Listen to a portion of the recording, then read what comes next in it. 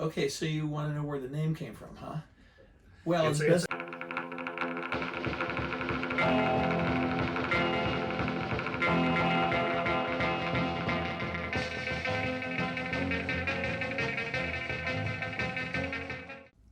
Hi, this is Dick Peterson. I'm Pat Sullivan, and we started Mikelson Yachts back in the early 80s. And we didn't do it with a great mission or plan. It kind of fell into place. We had a sailboat in mind that we wanted to build, and take over, Dick. Yeah, I mean, we met in 1976 during the Transpac, did that and finished second, and then we went on to run a small in-around freighter for a lot of years in the late 70s. And then early 80s, we got together, started building some boats, primarily sailboats to begin with, but at the same time, we were also building a small 42 that was designed by Tom Fexus. And at that point in time was when we met Tom. Tom wasn't a particularly infamous guy at that point in time. He'd done the Midnight Lace, but what attracted us to talking to him about doing more boats was the fact that his ability to design boats that were very efficient and could go through the water well attracted us to that. And there frankly weren't that many boats on the West Coast. East Coast had a lot more of those types of boats going, but on the West Coast there really wasn't that much happening other than Pacifica, old Marliniers, things like that. And so we tried to fill that space a little bit with a more efficient boat that could get longer range. Yeah, and back in those days, the engines were much larger and heavier per horsepower. So today it's easier to build an efficient boat because the engines put out so much power per pound. But back in those days, a 250 horsepower engine was a good size big engine, and we started putting those in the 42s, and we were getting 19, 20 knots out of them, and it was great. It was one of the most efficient and fastest boats that were available. Yeah, and the boats that we were competitive with at that time were really 15, 16 knot boats that were incredibly loud, burned a ton of fuel, and none of them were able to have any kind of range whatsoever. And then we took a bit of a flyer on developing the 48, which was the widest boat of its kind for that period of time. You know, most of the boats were fairly narrow and didn't have a lot of space in them. And we did the 48, and it was kind of a game changer. Yeah, it was. It came over in 1987, and Tom was on the boat, and it had 375 horsepower cats on it, and we got the boat up to 27 knots, and it was unbelievable for that big a boat, that little horsepower that boat would do that. Yeah, didn't have anything on it. Yeah. I mean, they were fairly simple then, and they've gotten a lot more things now. But for that type of boat to do that kind of performance was unheard of. Yeah. He was one of the pioneers of the foam core laminate for the hull, which made it a very strong boat, but kept it really light. Right. Nobody else was doing anything like that in that size boat at the time either. And then we started to take a look at, okay, so how can this boat fit a lot of needs? It was the first 48s were probably a little bit more sedanish, and we were getting a lot of people who wanted to fish. So we had to try and figure out how to combine those things, because we were trying to figure out boat designs that had the least number of compromises in them. And we had a lot of guys who wanted to fish and a lot of guys who just wanted to cruise. But the guys who were traditionally fishermen at that point in time couldn't find, I should say, boats that had any level of comfort in them. And so their boats were generally pretty, how would you describe them? I mean, pretty primitive, I guess. Yeah, pretty raw.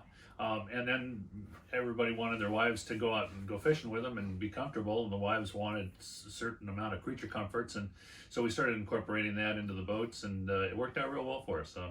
We built a luxury, quote-unquote, sport fisher, and I think that is why we've been able to sell, more than 300 of them since we started doing business back in the early 80s. Yeah, and it was interesting because at first the fishermen were kind of resistant to the comfort until a few guys who did really well around here,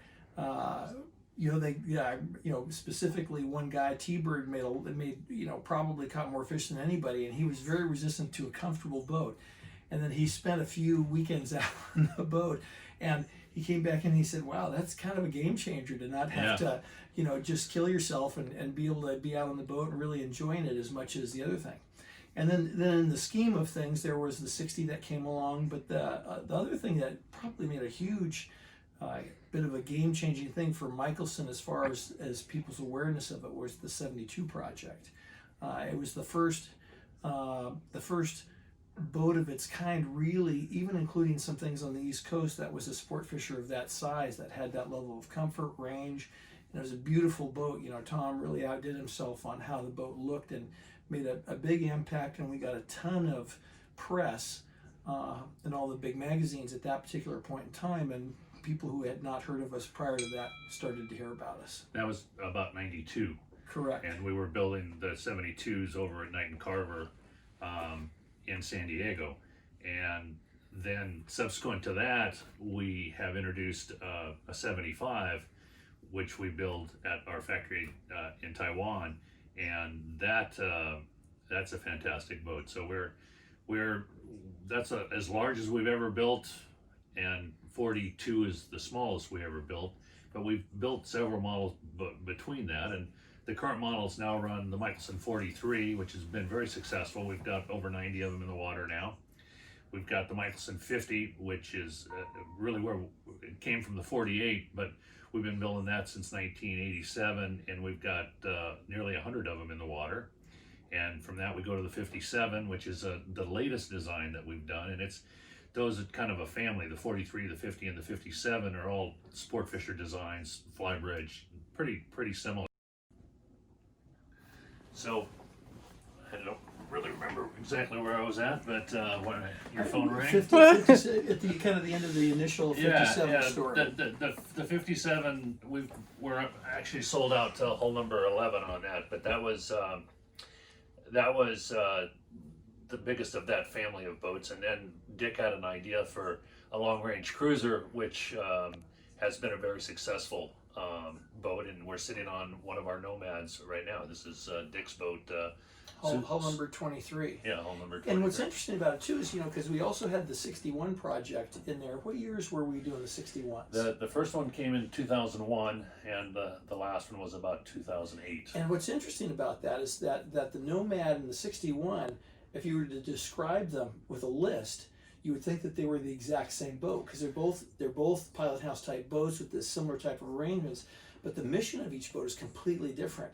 And one of the things that I think is great about Mikelson is our ability, to some degree at least, to be able to take the mission at hand, and we're not stuck with a lot of the same kinds of things that some builders have to do the same kind of thing and with no creativity in what's going to maybe fit the bill for that particular kind of thing.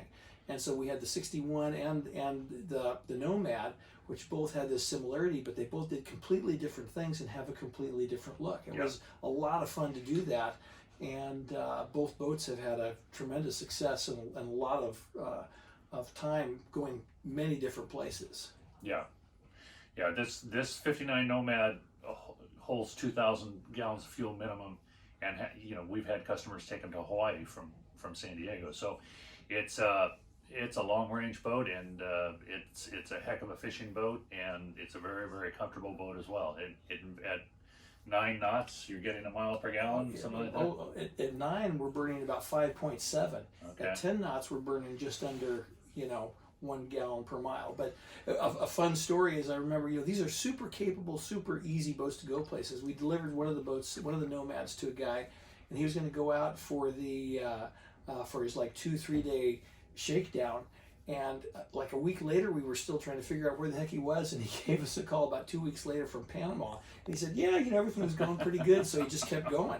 And we hadn't even really finished the boat, but they're super simple, easy, capable, and all of our boats are built around the idea of making sure that everything is accessible, I guess is the word I'm looking for. It's easy to use, and we're always looking out the windows at our office, and every single day we're seeing a Mikelson that's out. And the idea we want to promote, certainly, is a boat that's simple and easy and can go places. That way they get used all the time, and you're doing more boating. Yeah. And we've listened to our customers over the years, and they've really helped us evolve the boats into what they are today, and they're refined down to the point where there's not, for most people, there's not a whole lot more that you need.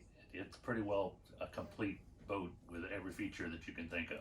Yeah, I would go along with you on that. You know, we've had a lot of input from customers that has been fantastic. If a guy says, you know, we want to do something, he, you know, we listen to it. Now, there's times when it may or may not make sense, but a lot of times our customers have come up with some good ideas, and we're not afraid or shy about trying to put those things into place and implement them. And we've had some great ideas that have come to play. You know, transom bait tank. I remember being at the Miami Boat Show, and I will not name the different boat builders that all came by and said, "Hey, what a stupid idea!" And, you know, every single one of those builders has a transom bait tank. And I could say that about 5 or 6 other things that are the case. You know, some ideas are just good and they work, but our industry can be a little bit slow on the uptake of some of those kinds of things. And we've tried to be ahead of the ball with the stuff that our customers want to have. Yeah. And we've been kind of pioneers in the aspect of being from the West Coast, because all the other builders are all from the East Coast, and they have a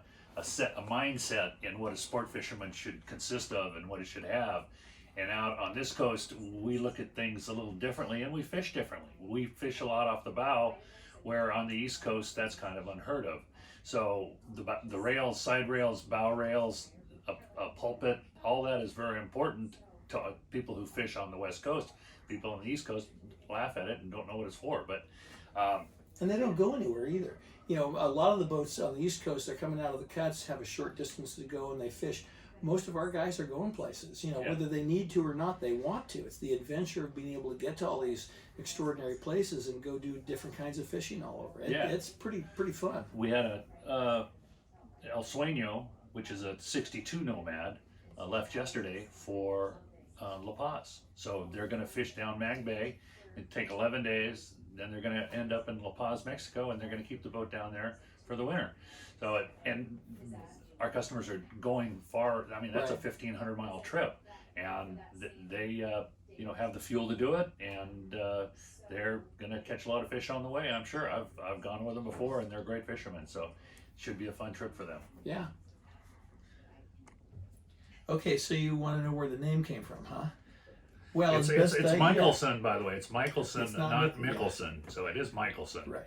Yeah, and I mean, basically, you know, Pat and I'd been doing some boat stuff. Pat had been doing some boat stuff. We've been doing some different things, and we came together. And interestingly, I was building your first sailboat at the time. Right.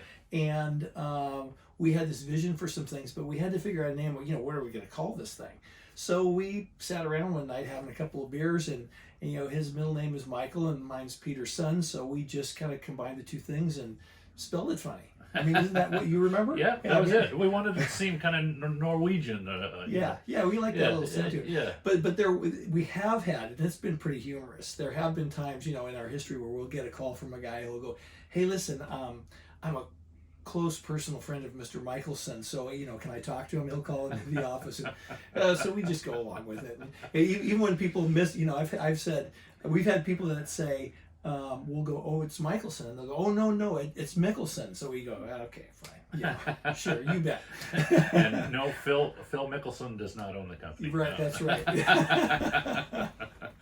All right.